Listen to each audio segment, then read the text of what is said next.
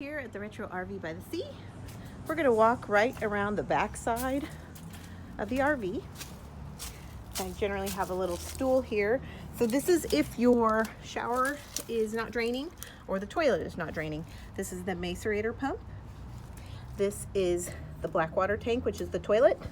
And that is the gray water holding tank, which is the kitchen and shower.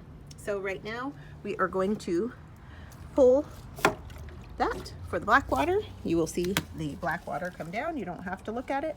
This is the trigger, and you're going to press that and it will empty itself.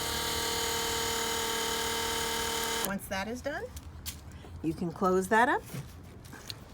You can pull out the gray water tank and do the same thing.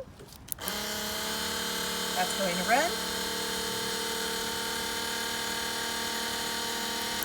That will run until basically the water runs out. As soon as the water runs out, you want to make sure to depress the button so that it's not running with no water in it, and close the tank and you're good to go.